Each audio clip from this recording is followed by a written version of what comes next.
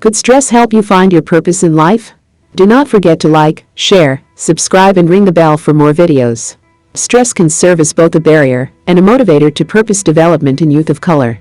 In addition to pursuing happiness, we also hope to help young people cultivate purpose, the commitment to something that not only is meaningful to them personally, but also helps them contribute to the world around them.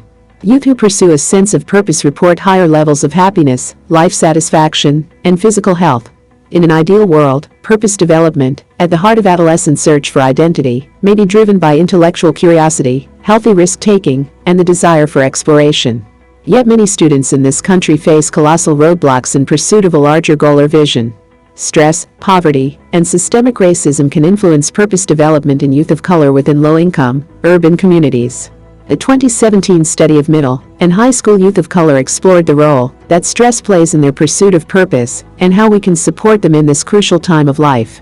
In a series of interviews, student participants discussed purpose and personal goals as they are related to stress and coping skills.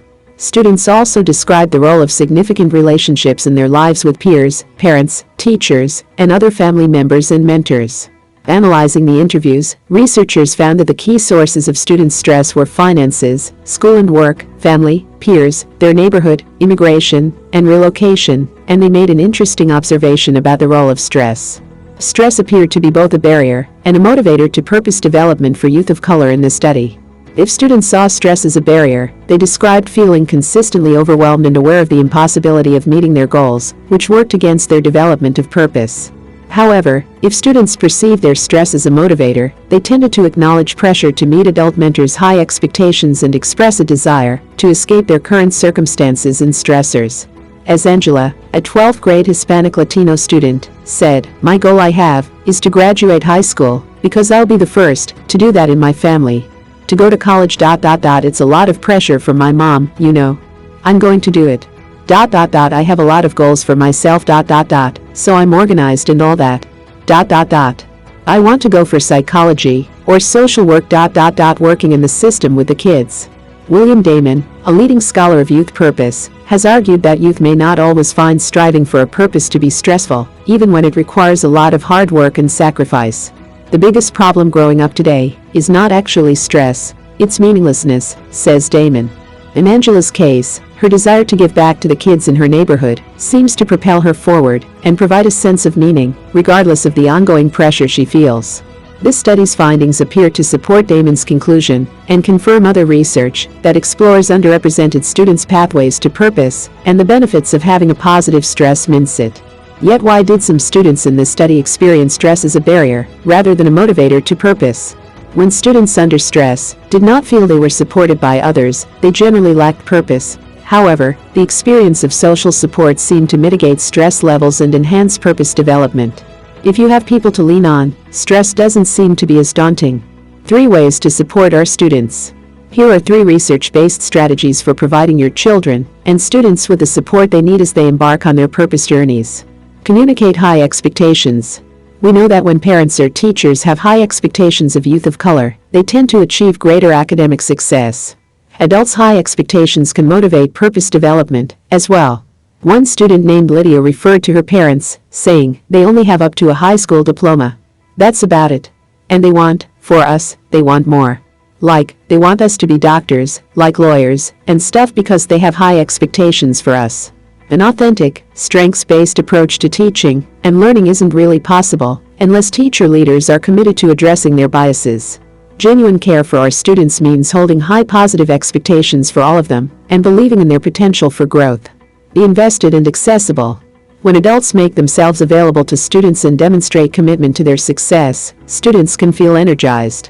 Another participant in the stress purpose study shared, "My teachers have been motivators to me because my teacher has helped me reach my goal of going to Boston Arts Academy. If I had a problem, I could go to someone in my family or any other teacher because I feel like they're all open and they all make time for you." As developmental psychologist Yuri Brinfenbrenner famously stated, every child needs at least one adult who is irrationally crazy about him or her. Facilitates self-exploration. On a more practical level, Kendall Bronk, a researcher in youth purpose development, shares a number of simple activities that can increase students' purpose. For example, students can read about someone who lived an inspiring life of purpose, or discuss motivating quotes about purpose, while relating those quotes to their personal lives. Even a brief, 45-minute discussion of purpose, values, and interests can increase the sense of purpose that students feel. According to Bronk, purpose is pretty malleable. It's pretty easy to help young people think about purpose, and identify and even start working toward that purpose. It's also crucial to recognize and acknowledge some of the very real barriers and stressors that may stand in students' paths. And perhaps most notably, it's important to consider that some of those so-called barriers could be the very things that compel students to achieve their larger goals, especially when they have our support. Can purpose keep you alive? Young people, do you want to live longer? Try finding a sense of purpose in your life. In recent years, studies have suggested that having a sense of purpose helps you to live a longer and healthier life, even when looking across cultures and controlling for known predictors of longevity, like cigarette smoking. But these studies all had the same limitation: they focused on adults older than 60. A recent study published in the journal Psychological Science explored whether the positive health effects of having a purpose in life also extend to younger adults. Researchers Patrick Hill and Nicholas Turiano examined the midlife in the United States sample, a national study of health and well-being that started following over 7,000 participants in 1994. The study periodically checked in with participants, who ranged in age from 20 to 75, to see how they were doing and feeling. In order to measure purpose in life, Hill and Turiano looked at study participants' responses to the RIF scales of psychological well-being, which asks questions like, "Some people wander aimlessly through life, but I am not one of them." The researchers looked at their answers in relation to other factors, like having positive relations with others, or how they generally feel, and then examined their mortality data from the National Death Index. In fact, during the 14 years their study, 569 participants died, about 9% of the sample, and, in analyzing the data, the researchers found that having a sense of purpose was a critical factor in determining who lived, for how long. The researchers concluded that greater purpose still predicted greater longevity in adulthood, all other things being equal. Previously, there had been uncertainty whether purpose in life conferred longevity benefits after retirement, as old goals like raising a family or career advancement fell to the wayside. But Hill and Turiano found that the benefits of purpose are not conditional on retirement status. But perhaps most importantly, they found that maintaining a strong purpose can be as important to young adults as it is to older people. These findings suggest the importance of establishing a direction for life as early as possible, they write. Likewise, research has demonstrated that increasing goal commitment during college can have effects on well-being into middle adulthood. Though the results of their study is indeed promising, Hill and Turiano warn that more research is needed, as the pathways through which purpose in life influences mortality, and whether those pathways in early adulthood versus late adulthood are different, have not been elucidated. As a purpose would, they write, the current study should provide researchers with a direction in which to go, rather than a final endpoint or conclusion. 5 ways to foster purpose in adolescence. Research suggests that young people rarely have a sense of purpose, but we can take steps to help them cultivate it. My research over the past 15 years has focused on young people's purposes in life. My colleagues and I have explored the things that inspire purpose in the lives of youth. We've studied the way purposes develop, and we've investigated the difference it makes for youth to lead lives of purpose. Over a decade and a half of work, at least 2 important findings have emerged. First, we've learned that leading a life of purpose is beneficial in more ways than one. Purpose is associated with physical health, including better sleep, less chronic pain, and longer lives, and psychological health, including hope, happiness, and life satisfaction. The second thing we've learned is that the experience is rare. Only about 1 in 5 high schoolers and 1 in 3 college-aged youth reports leading a life of purpose.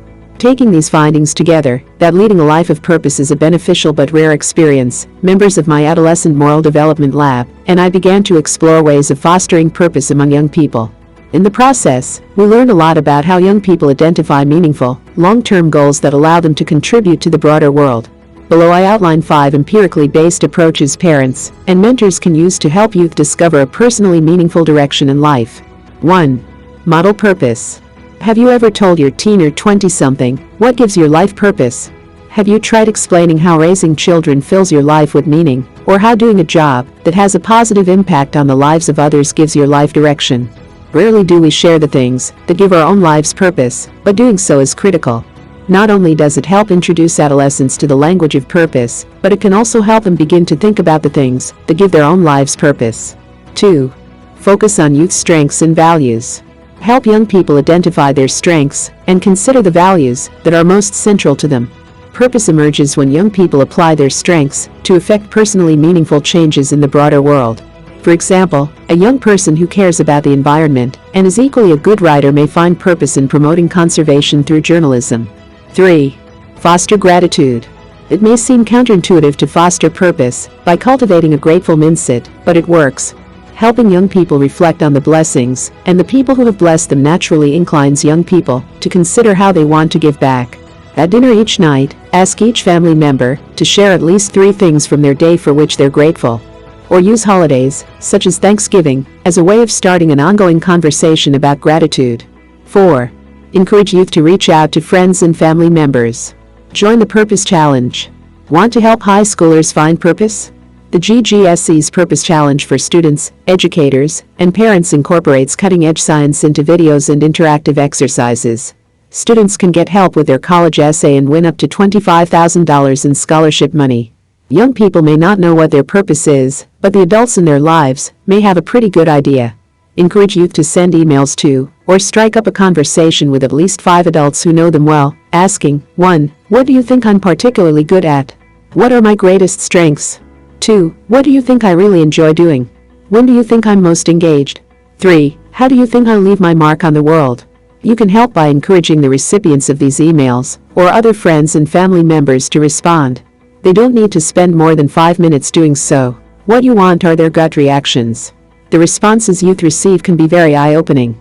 Youth tend to learn quite a bit about their purpose when they hear what others think it might be. 5. Focus on the far horizon. All too often, our conversations with adolescents focus on the here and now. Did you finish your homework? Which colleges are you applying to? Are you ready for your physics test? Instead, broach conversations that focus on the bigger picture. Ask youth to imagine things have gone as well as they could have hoped, and now they're 40 years of age. What will they be doing? Who will be in their life? What will be important to them? Why? This long-term thinking helps youth focus on what it is they want out of life. And don't forget the whys. Purposes often appear in the whys.